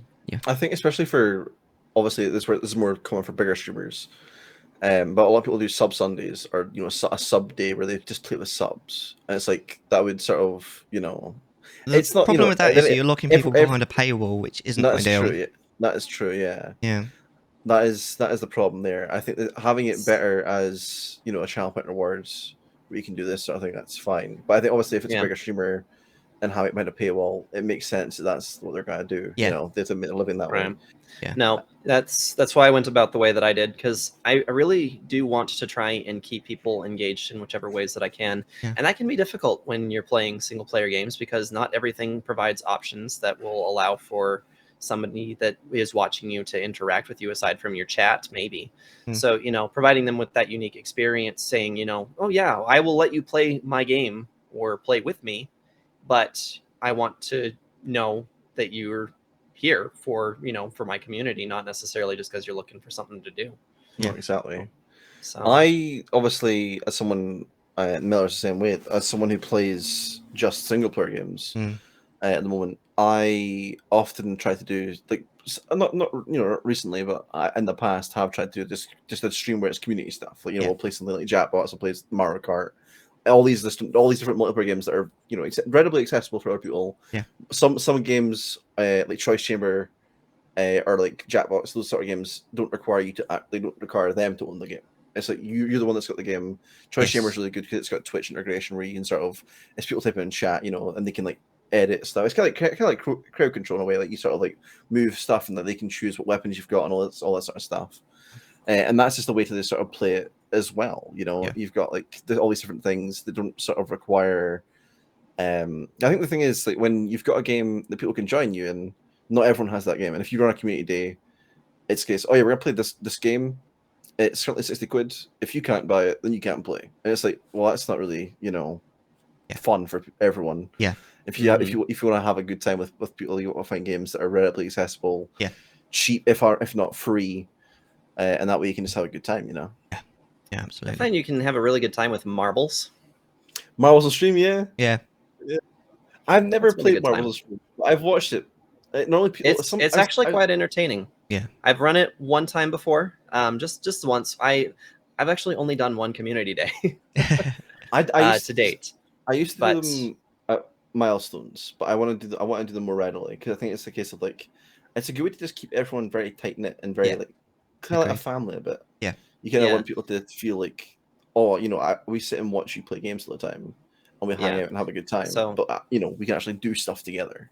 I had actually completely forgotten that on that community day we did have some people that showed up that had never interacted in my stream before that we actually did invite them in to play Mario Kart with us on that community day. And the point of the community day, I think, was actually to try and draw people in. Yeah. But the first couple of games that we had picked out were Mario Kart and Super Smash Brothers, which can be a little exclusive for people who don't have a Nintendo Switch or don't have anything that we're currently playing. Whenever I've done those sort of Marbles. things, I feel like those games are the ones that if they join you for it, they're fucking good at it. Yeah. And they will Oh, destroy yeah. you. They will destroy you. Yep. But I mean, Let's I do was Mario already playing Kart. with Last Drill, my place. brother, so I already knew I was going to get destroyed when I signed on to play with my brother. So Oh, I taught him how to game, and he's better than me now. So The student has become the master. yes. The masters become the apprentice. All right. Well, I think that's segment 2 suitably washed out, finished. So let's move on then to segment 3. So segment 3, as we said earlier, is Contextual chattification. this is a sub-game where we watch some of our guests' clips, Sarge's clips, and the idea is that we don't know the context. We've got to guess what it is, and then Sarge will tell us the context afterwards. So now, because we're going to be watching some clips, now is a really, really good time if you're only listening to draw your eyes to the screen, because we're obviously going to watch these clips all together. So, are you guys ready? Can I Yeah. give the contextual chattisfying thing a go, like you said? Yeah, go on then. Contextual. Never mind. Contextual catification. That's This, right. Fail. this has just I become did. something completely different. No, I can't do it. It's like you try to start a stream. It's like, yeah, good. I'll try again next week. Metal King clip this one. Right. So, are we ready with the first clip then, guys? Are we ready for this? You saw it. I'm not doing it again. Yep. Sorry, what? The clip's name. What's I was just double check. You saw it. I'm not doing it again. Optimistic Average Koala Big Brother is the link. Yeah, I got it. Don't worry. We're good. Okay, fantastic. All I right. read it, the actual name of it. I wasn't too sure if it was All right. that or not. Are we ready? Yeah. All right. 3, 2, 1. Play that clip. No trouble at all. No, I knew that we weren't close enough to be that worried about it. So, because Okay. usually they got to be like in order for it to be a How's problem. that? Yeah, you saw. No? Yeah? Yeah. No, I think No, I missed it. no do-overs. I'm pretty sure I missed it. No do-overs. Can you show again? No. Party pooper. So, Deck, do you want to try and guess what the hell is going on there? Yeah, I do. Do it again? Nah, I'm alright. I think we found Sarge at an awkward moment there, where he's like, this is my what I think's going on, and it's like, what was that? I was like, nah, it's fine. Don't worry. You didn't miss anything. It's absolutely right.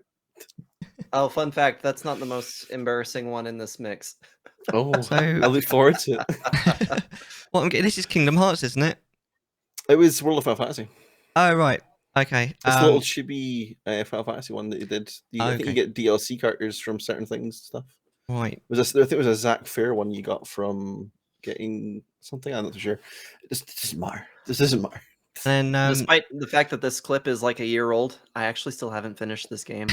I pulled it from It's out. stream because I was enjoying it and I didn't feel like I was making enough progress on it. And then I was in the middle of something else and I never came back around to it. That happens. though, happens. It sometimes. happens. It just happens. Yeah. So what I'm getting from this is, obviously you're playing with Kyo. She seems to have all of those things that go Kupo, because isn't that one It's of them? Kupo. Yeah, Kupo. Yeah. It's one of them. It's a not Moogle. called Kupo. A Moogle. That's it. Moogle. Yeah. I think that's a Moogle plushie. Yeah. You get Moogle Yep. and you get. I think Mogi is the small one that's like the little friendly one. Maybe being 13-3. I'm not too sure. But it was. They're usually Mogi. named Mog. Mog. Is the That's most it. common name. Mog's the one I was thinking of. Yeah. But as to what's actually happening in the clip, I have no idea. I was pretty spot on. I thought it was like a very awkward moment that just like, and what's going on? So do you want to furnish us with what's going on there? Do you reenact it? Yeah, I'll reenact it for the sake of this chat, Yeah, but go you on. only get one. All right. No do-overs. Okay. You've done it. You've seen it. Okay, so in this clip, World of Final Fantasy. So in the game, the way that they've got it is that you have these stacks, and that's kind of what determines your power. So usually things are not very powerful individually, but there are certain circumstances where having them individualized helps out. But you stack up your characters from largest to smallest on top. Okay. And in order to do a massive amount of damage at a lot of times, some enemies will hit you or you'll hit the other stack, and repeated attacks cause for the meter to kind of show that you're about to, and at the same time that you're getting close to falling over, the characters, they go back and forth like this a little bit. They kind of like they're standing on a hind leg and everything on top of them is about to topple over as an indication that you're about to be unstacked, Right. which puts you kind of at a dangerous stance in the combat. We got it, chat. We got it. I didn't have a better way of explaining that particular in the moment, and so wow is all that came out.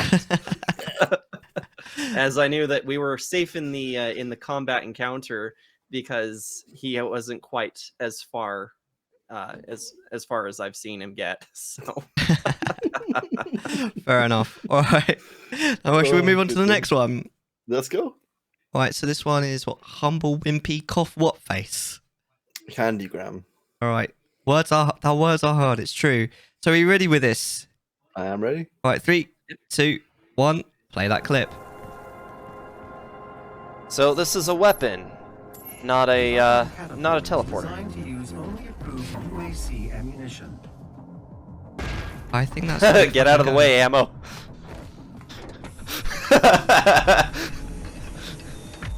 Override loading sequence. Fire. 3, 2, 1.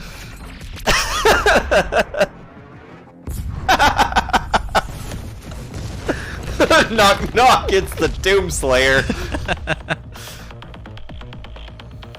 Here's Sargi. Here's Soji. That's amazing. I love that. Have you played this game, Deck? I haven't. I thought I was looking at it, I was like, this isn't 2016. I remember 2016, but This is I was like, Eternal. it's Eternal. That's yeah, Eternal. It looks really good. Yeah, I played this on stream. So what do you think's going on there? I mean, I think it's fairly clear, but I think that we originally thought it was a gun. it is a gun. I It think. is a gun. Yeah. I wasn't sure it was. I heard the word teleport. I was like, okay, this is a gun. It's not a teleport. You know, it's just whatever. Hmm. And then you just get launched, and it's one of the coolest thing I've ever seen in my life. It is like it's Iron Man in space. It is pretty cool, isn't it? Mental. Yeah. Could you imagine doing that? It'd be mental. Yeah, I love that clip. Honestly, I love how funny you It's find it, super and then the good. whole thing like, here's Soji, brilliant. That's fantastic. That was very on the moment sort of thing. I knew that this scene was coming up, but I still think that it's freaking hilarious. So my reaction to it is actually genuine, despite the fact that I knew it was coming. If I am remembering the game correctly, this is the BFG 10,000 Yes. in the 2016. You get the BFG 9000, and this is actually part of, I think, where you got the BFG in the game as well, was from the BFG 10,000. Yeah. Which is just a larger model and is capable of A lot basically- larger. well, yeah, it's it's not meant to be it's not meant to be a teleporter, but the Doomslayer was unable to get to the actual teleporter, or it had busted or something, and so he puts himself into the gun as if he is ammunition, has it set to aim at his destination that he's trying to get to, and then just fires off directly at the building and doesn't stop until he hits the wall and goes right through it. It's a very But, you Doom know, guy kind of thing to do. Oh no, absolutely, yeah. It is an incredibly Doom thing to do. This is actually what I actually have a lot of these same clips that play in a automated loop on my stream starting soon and BRB screen. And this one is just one of those ones that I always chuckle every time I see it. So Amazing. I love it. Should we move on to the next one? Yeah. Yeah. Amazing. Right. So this one Inexpensive savage elephant chocolate rain. is this one. Yes. All right. Are we ready? I'm Yep. ready. 3, 2, 1. Play that clip. Anyone else feel unsure about the fact that there's literally 4 chests in here? Oh, yep, that would be why. Oh no! Oh, that's rude, guys. That's horrendously rude.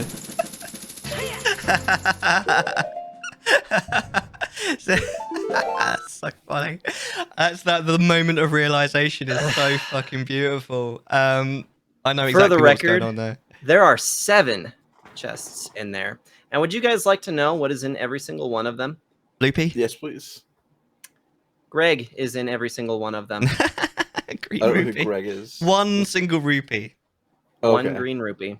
Oh, so what's going on there then, Deck? I don't know what Zelda that was. First of all, but I imagine when you fell through the floor, you either you didn't die, but you got sent back to the beginning of the area, possibly. So a little bit rude, sending you back, for a lot far back or whatever. I'm not really sure. Obviously, I don't know how the whereabouts in the game or how it works.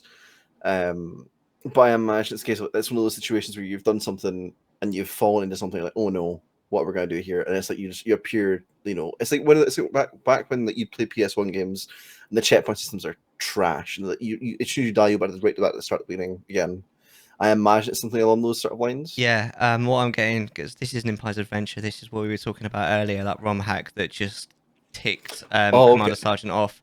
And it's one of those where, yeah, it's every time you like zone out in a dungeon, it will take you right back to the very beginning of the whole dungeon, basically. It's Okay. absolute freaking nightmare. And I think that is the moment you realise that was what was going to happen. And you're like, oh shit, it's taken me all the way back here. How far into the dungeon is that? Like where you were? I was pretty far in. This is actually one of the added dungeons in that game, in that ROM hack. So this one is one that the modder made themselves. And so the trick to this room, I think there actually was supposed to be a key somewhere in one of those chests. It's been too long. I've tried to block as much of this game out of my memory as I can. And honestly, this isn't the worst one either. I had thought about sending in the other one instead, but no, for this one, I was pretty much like as far into that dungeon as it gets. There's no shortcuts. It's not like the Shadow Temple where it's like you get a certain ways in, you push a block around a little bit, and now you have a shortcut to wherever you were because it loops up on itself. No, I was clear at the back end of this place looking for a key, and to have been sent all the way back to the very beginning of the game as opposed to just being respawned in the beginning of the room, that hurt. It hurt a lot. Yeah. And that was just one of the many ways in which this game punished. No, I have a clip for the worst one, but the audio in it clips really awfully, which is the only reason I didn't submit that one instead of this one. Fair enough. There's this pit that you get thrown into in Empire's Adventure. The Gerudos throw you in it, and if you happen to get thrown in by a Gerudo before even knowing where this place actually is, then it's very disorienting. Yeah.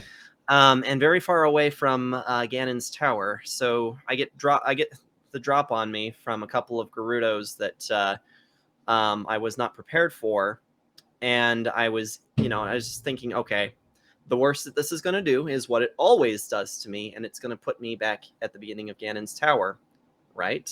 Right. Wrong. They drag my ass all the way back to their sparring pit against 3 Lazelfos, and I'm just like, you have got to be kidding me. Yeah. So what was the solution of that particular puzzle? Do you hook shot to the chests by any chance? Hover boots. Oh, fucking hell. Fair enough. You said it, not me. Yeah. Ridiculous. I'm never Yeah, I'm you never put gonna on the play that hover one. boots and you walk around that room like it's fine. There's a similar thing in the base game, in the fire in the fire barrier for in Ganon's Tower, where there's the main part of the floor only sinks if you're using your normal boots. If you wear the hover boots, it doesn't sink at all. They probably use the same coding as that, I would imagine. But that is that's mean. That is mean. I like it though. Wow, it's You don't like it though, do you? it's clever, but it's no, I don't like it. Mellar, Unforgiving. if you'd like to feature Nimpai's adventure for your next stream, I can hook you up. I'd rather gouge my eyes out. Thank you very much. Rather being a son of the horny hippo, the hairy hippo. Gosh, Yeah, too much yeah. about him. Well, let's move on to the next one then. Which is Koi honest sprout chocolate rain. Chocolate rain. chocolate rain. That's the same thing. I've had Gross. chocolate I rain. would on not these. stand out in that. All right, so we got this one. I've got this one. All right, 3, 2, 1. Play that clip. Oh, is that all? Become my lovey-dovey hubby, and my goblins will give you guys all the protection you will What the hell am I playing? Goblin is expendable. Oh, is that all? Become my lovey-dovey hubby, and my goblins will give you Lovey-dovey What the hubby. hell am I playing? That is I a want to short be clip. someone's lovey-dovey hubby. What is that? Do you want to? I have no idea what's going on there. Do you want to guess, Sukonami? Do you recognise the game at all? World of Final Fantasy again. All right. But I think that Is that right Kate there. Sith? No. No, I don't think so. I. How do you describe this? I think that is a character that is infatuated. Let's say that wants to have a lovey-dovey hobby, and if you join said character's guild group, whatever, you may have the opportune chance to become their lovey-dovey hubby.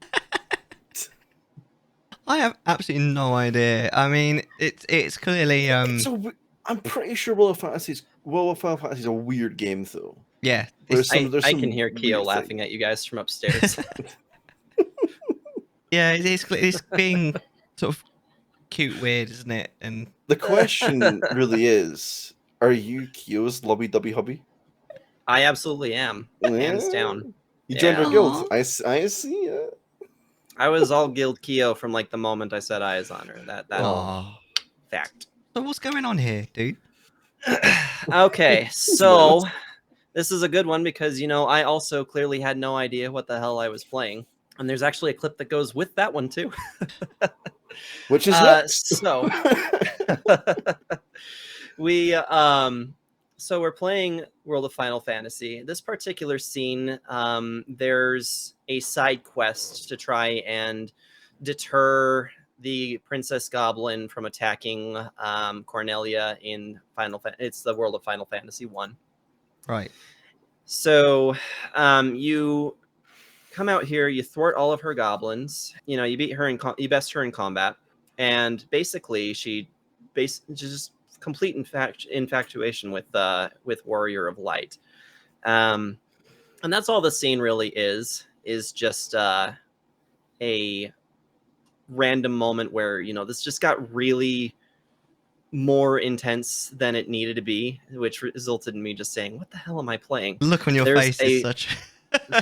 There's a part after this, the clip that goes immediately after this, which is part of the same cutscene. Yeah. She won't let up either. She just keeps persisting this way for like a good couple of minutes, and eventually Kyo and I both are just like, go away. I wish And Aerith felt the same way. skedaddle, and we both say shoo at the same time. Aw. Amazing. I love it. Right, Oh, let's goodness. move on then to. I think this is the last clip. Courageous Dead Seahorse Rickroll. Rickroll. Oh, Oh dear. Mellar was here for this one. Yes. oh, you can see him in the chat there in the Yeah. little preview. Yep. Let me do it today. I want to do the final one. Okay. Okay. Go on. Then. Yep. 3, 2, 1. Play that clip. Let's get that remix of Serenade of Water here from Ocarina of Time, shall we? Be you a siren? I don't care. You are welcome to eat my head. Context. Context is everything. That one was bad. That one was very bad. Let's get that, You can literally hear Kyo laughing in that clip. That's so funny. I think it deserves an oh my, really. That. Ooh, Oh my. my. my. I love that. I love the moment where you said something and then you realised that it could be taken out of context. That's It's so the funny. realization. It's like, oh yeah, what? That's it, you know. That's the Yep. plenty of moments like Context is everything. that. Context is everything. I love the fact as well that you were sort of alluding to something a little bit risque, but then you accidentally took it so much further than you meant to. That's so funny. Oh, I suppose there was a moment before that I had said something, but yeah. It's amazing. Do you know what's going on here, Sukonami? I have no idea. What I assume that siren chomps people's heads, and there is an attack it does where it grabs someone's head. I'm not sure. No. No. What? Sarge? What? Are you just attracted to sirens? It's, I might be. You it's don't literally know. just someone who I mean, guides you to Kyo has yet right. to remove this part, you know, altogether. But Yeah. you know, Yeah. Sexy fish is sexy. I mean, It just takes you to Mifa, the, though. sexy fish is sexy. Not gonna lie. It's a running theme in So- Zelda though, because you've got yeah, Mifa there's as well. Sidon and Mifa as well in the new one. Yeah, Yeah. Sidon and Mifa, I would have their children. I would. Little fish babies. You know what's up. Okay, so this scene was Twilight Princess HD. Okay. We encounter a Zora Queen who is executed in front of her people. You don't see shortly around the same beginning of the Okay then. game. Sorry, spoiler alert, guys. Even though that's not even halfway in. In any case, we were all in agreement that this deceased Zora Queen, known as Rotella, she is very pretty, and that's what we were discussing in the chat. Is that she is a very sexy fish lady, and I was just alluding to the fact that if she is a siren, I wouldn't care. I wouldn't mind if she ate off my head for at least 5 minutes of her time. Sounds like a good time, because sexy fish lady. Fair enough. Can't But, get around it. That's what I'm saying. Context is everything. Yeah. And on that bombshell, With Jeremy Clarkson, and then I think we can pretty much call that a day. I think that's a wrap. Is it? We all sounds happy? good to me. Yeah? Yeah. Oh blimey! That was a good clip to end on. To be fair. Yeah, to it be was honest. amazing. Thanks very much for Good for and joining awkward. us. Yeah. When things get awkward, what can we say?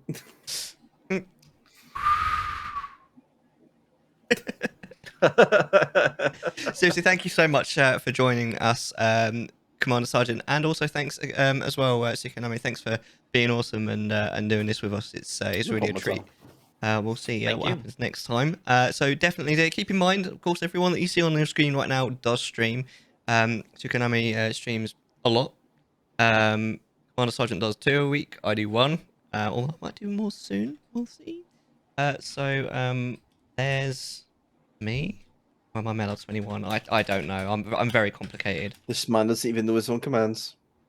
There you Don't do go. it. Then Sukonami. And guest.